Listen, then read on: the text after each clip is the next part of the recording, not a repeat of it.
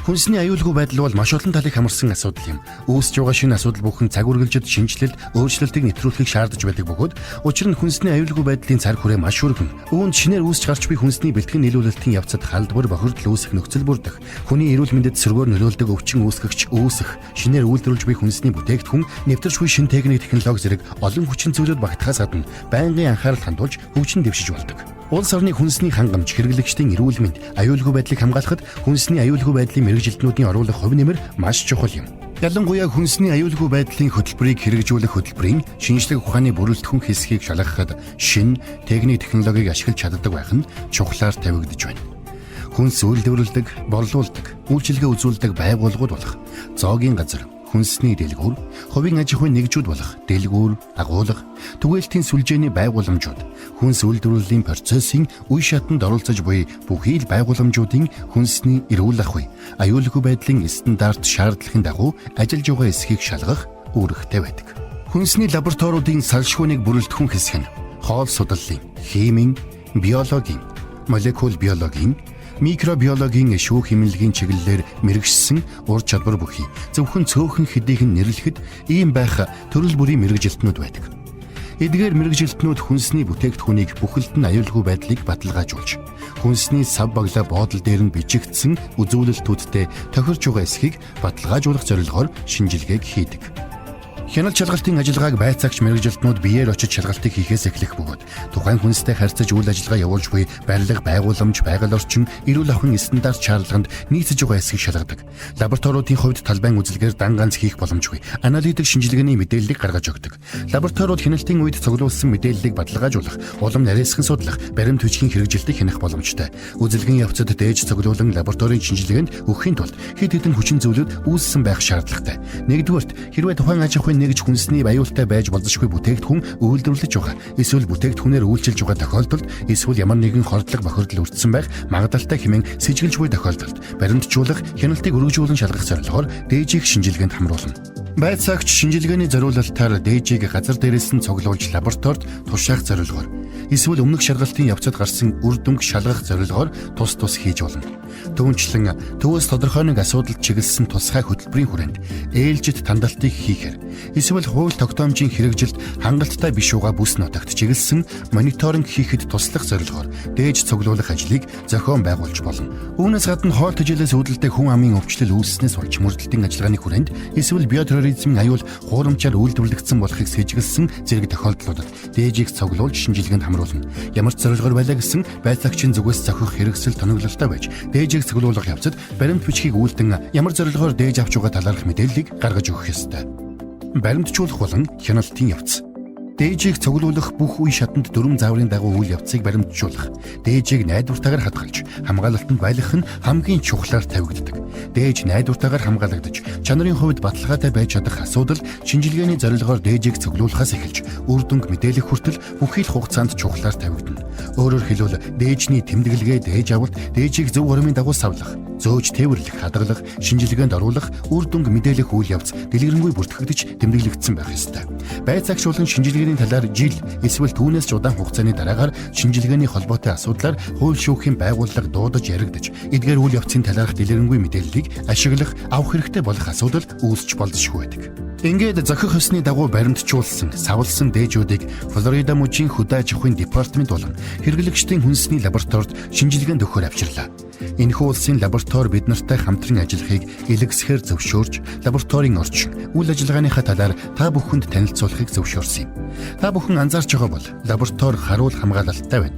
Дээжний аюулгүй, найдвартай байдлыг хангах явц байцаагч нар дээж цуглуулахаас эхэлсэн. Өөрөөр хэлбэл дээжийг авснаас хойш гадны ямар нэгэн нөлөө орох, хуурамчаар солих, холилдох зэргээс бүрэн сэргийлсэн байх ёстой бөгөөд энэ үйл явцыг шүүх хуулийн асуудал үүссэн тохиолдолд онцгой авч үздэг.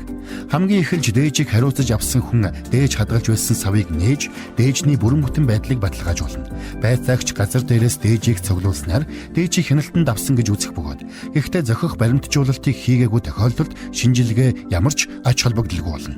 Дээжийг лабораторид хүлээн авахдаа эхлээд дээжийг цуглуулах үеийн тайлан мэдээллийг дээжний дугаартай тулгаж баталгаажуулан лабораторийн дугаар өгөх бөгөөд Энэ дугаарыг лабораторид хийгдэх дараагийн бүхий л шинжилгээнээс эцсийн үр дүн гарах хүртэл ашиглаж мөрдөнө. Бүх хэсгүүд өөрсдийн гэсэн бас үйл ажиллагааны дүрм журамтай байдаг. Хамгийн чухал нь шинжилгээ хариуцсан ажилтан ирж авах хүртэл дээжүүдийг дээж хадгалах цоочтой нөхцөлд хадгалах ба температурын мэдрэмтгхийн нөхцөлд шаардсан дээжийг нь цоочтой хөргөгч хөлдөөгчөнд хадгална. За бидний авчирсан дээж маань найдвартай нөхцөлд хадгалагдлаа.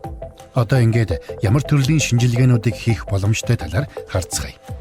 Мэдээж хэрэг бид нар энэ лабораторид хийгддэг бүх шинжилгээг харах боломжгүй юм. Гэхдээ эдгээр дотроос хамгийн түгээмэл хэрэгэлдэг лабораторийн хүчин чадлыг харуулах шинжилгээний талаар товч ярилцсанаа.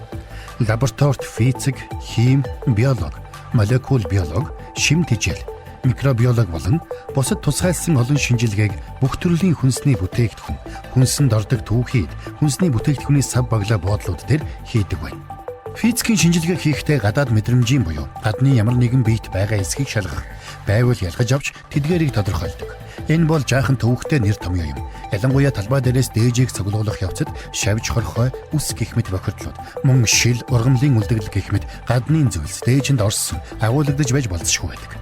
Жишээлбэл энд лабораторийн ажилтан гурилан хөөсөн бүтээгдэхүүний дээжинд газар тариалангийн талбайнаас өөр үйлдвэрлэлийн орчин тархдаг шавж, хорхооны үс, үлдэгдэл байгаа эсэхэд шалгалт хийж байна.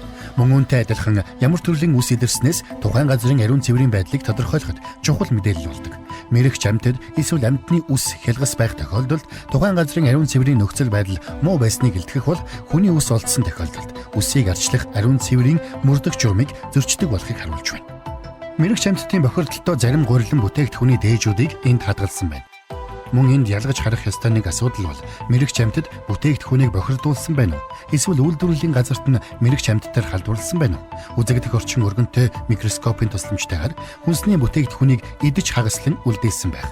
Эсвэл гадны буюу цэжиг бүхий холцын үлдэгдлийг хардаг.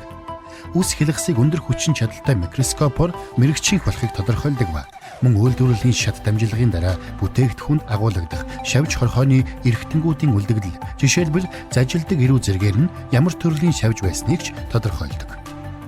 Эдгээр шинжилгээг хийхэд цуглуулж авсан дээжний бүрэн бүтэн байдлыг алдагдуулахгүй байх ямар чухал болохыг хэлэх шаардлагагүй бөгөөд явцын дунд дээж хадгалах сав суулгаас бохирдол, халдвар авах боломжгүй болгоход анхаардаг. Химийн шинжилгээ. Химийн шинжилгээний хэсэг нь техник, технологийн дэвшлиг маш өргөн хүрээнд ашигладаг. Тусгайлсан шинжилгээнүүд болох пестицидийн болон эмийн үлдэгдэл, мөн түншлэн мансууруулах төрлийн бодисыг тодорхойлох чадвартай байх нь хүнсний аюулгүй байдлын хөтөлбөрийн маш чухал үнэлэмж байдаг.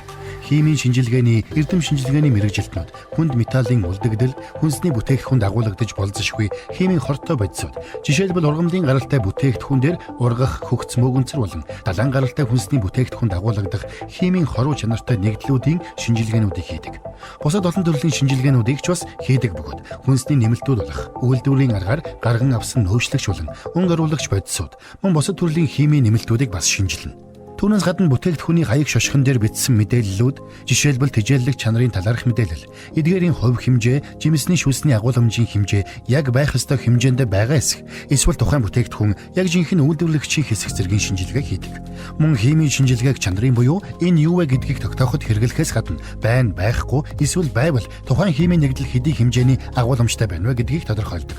Ихэнх лабораториудын химийн шинжилгээний хөтөлбөрт эхэлж шинжилгээ хийгээд түүний дараа баталгаажуулах шинжилгээг өөр нэг мэрэгжилтнэр давтан хийлэгдэг. Хэрвээ та яагаад шинжилгээ хийхэд ингэж уддаг байна вэ гэж та бодож байвал үүнтэй холбоотой юм байна. Химийн шинжилгээний лабораторид хэд хэдэн шинжилгээг зэрэг хийж байна. Алюминий жүүсэнд мөөгөнцрийн хортой нэгдлүүд болон бусад бохирдуулагчид байгаа эсхийг тодорхойлох шинжилгээг хийгээд дараа нь энэ жүүсэнд өөр ямар нэгэн нэмэлтүүдийг, жишээлбэл ус болон синтетик хамтруулагчийг хольж чанарыг нь муудахсан эсхийг шалгасан шинжилгээ хийх болно.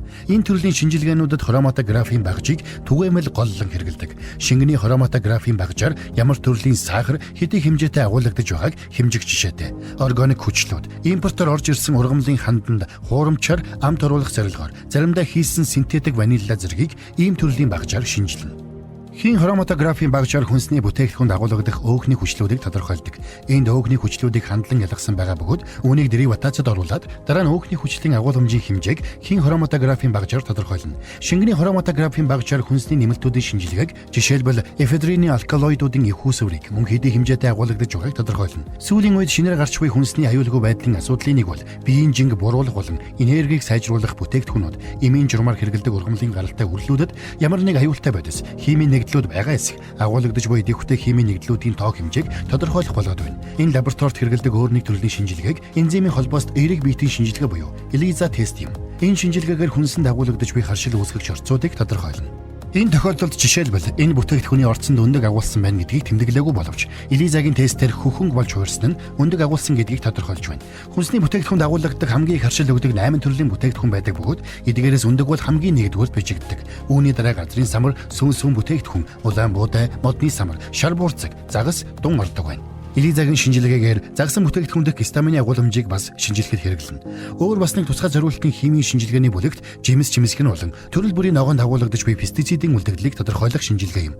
Ийм төрлийн шинжилгээнд хамрагдах дээжүүдийг цуглуулахдаа аль болох жимс ногоо орхиж буй талбай, фермерийн аж ахуй дээрээс эсвэл түгээлтийн системд ирсэн үед нь дээжийг цуглуулан маш богино хугацаанд шинжилгээ хийж үр дүнг гаргах хэрэгтэй болдог. Зарим тохиолдолд шинжилгээний үр дүнг хэрэглэгчид жимс ногоо очоогүй үед нь гаргах бэрхшээлтэй байдаг бөгөөд хэрвээ шинжилгээний үр дүнгээр пестицидийн үлдэгдлийн хэмжээ байх ёстой төвшнөөс их байгаа тохиолдолд бүтээгдэхүүнийг буцаан татах, мөрдөн шалгах, фермерийн аж ахуйн талбайд давтан шинжилгээ хийж хяналтанд байгаа эсхийг баталгаажуулахад нэлээд их цаг гаргаж ажиллахад хүрдэг. Жимс ногооны дээжинд агуулгадах пестицидийн үлдэгдлийг тодорхойлох шинжилгээг хийхин тулд эхлээд дээжийг нунтгалж жижиглэн хандлаад уусгагчинд хийн дахин холиод хатуу хэсгээс салгаж үлдсэн цэвэр хандыг өндөр мэдрэмжит хроматографийн багжаар шинжилж хэдий хэмжээтэй байгааг тодорхойлно.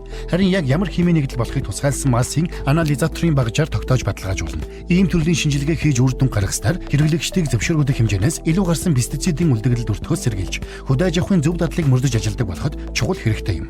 За ингээд бид нарын химийн лабораторийн хамгийн сүүл танилцуулах шинжилгээнд хүнд металлын үлдэгдэл болох хар тугалаг, мөнгөн ус, кадми болон шим тэжээлийн ач холбогдол бүхий натрий, калий, кальц гэх мэт элементүүдийн агуулмжийг дээж нь тодорхойлно. Жишээлбэл одоо кальцийн нэмэлт бэлтмэлд агуулгадаж буй хар тугалагны хэмжээ зөвшөөрөгдөх төвшөнд байгаа эсхийг тодорхойлох шинжилгээг энд хийж байна. Энэхүү шинжилгээг хийхин тулд эхлээд дээжийг хүчлээр задалж, дараа нь уусамдыг ялган индукцийн холбоост плазм спектроскопийн багжаар шинжилж, хар тугалагны хэмжээ өчүүхэн улмар төдий төвшөнд байгааг тогтооно. Усанд агуулгадах хар тугалагны хяналтыг ийм байдлаар шинжилнэ. Ингээд та бүхэнд маш товч байдлаар химийн лабораторийн заавал гүйцэтгэж байх шинжилгээний чиглэлүүдийн хүрээнд хэдэн зугаар хийгддэг химийн шинжилгээний цөөхөн хідээс танилцууллаа. Хүнсний бүтээгдэхүүнээр дамжин хүн ардын эрүүл мэндэд аюул учруулж болзошгүй халдварт микроорганизмуудыг ялгах, тодорхойлох чиглэлээр микробиологийн шинжлэх ухаанд технологийн дэвшил маш хурдан явагдаж байна. Яг энэ цаг үед мөн шинээр халдварт бичил биетүүдч гэсэн үүсч бий болсоор тэдгээрийг таньж тодорхойлох, ялгах чадвар нэмэгдсээр байна. Маш олон хүнсний шинжилгээний лабораториудад молекул биологийн аргаар шинжлэх нэгжийг байгуулан, бичил биетний генетик мэдээллийг ашиглан, эсвэл хурдвчилсан аналитик аргын дэвшлиг ашиглан үр дүнг богино хугацаанд гаргаж байна. Флоридагийн микробиолог, молекул биологийн лабораторийн мэргэжилтнүүд хүнсээр дамжин хэрэглэгчдийн эрүүл мэндэд шууд аюул учруулж болзошгүй микробиологийн шинжилгээг хүнсний дээжүүдэд хийж гүйцэтгэдэг.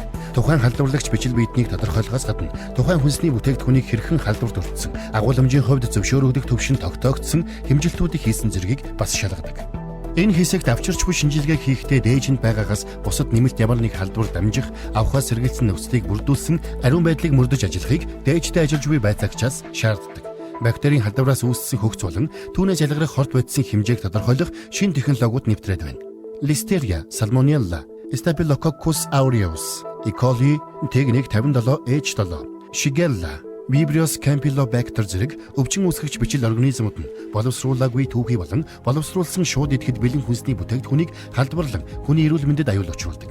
Ялангуяа хүнсний аюулгүй байдлын хөтөлбөрт ийм төрлийн өвчин үүсгэгчээр халдварлах өндөр эрсдэлтэй хүнсний бүтээгдэхүүнийг тусгайлан ангилж, дээж авч шинжилгээнд хамруулж байхаар заагдсан байдаг. За ингээд ийм төрлийн шинжилгээнд ашиглаж буй зарим шинэ технологиудтай танилцъя. Энд харж буй дээжүүдийг уламжлалт болон шинэ технологи ашигласан хурдвчилсан шинжилгээ гэсэн хоёр аргачлалаар зэрэг шинжилж байна.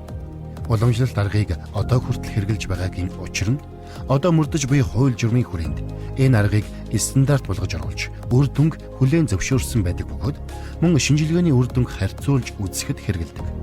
Ихэнх дээжүүдийг тэжээлт орчинд хийж ургуулах бөгөөд ямар төрлийн өвчин үүсгэгчийг тодорхойлохоос шалтгаалж тухайн тэжээлт орчныг сонгоно. Өөрөөр хэлбэл өвчин үүсгэгч бүрд тохирсон, ургахт нь хамгийн сайн тохирох тусгайлсан орчинг бэлдэн хэмжилт хийх боломжит төвшин хүртэл ургуулдаг.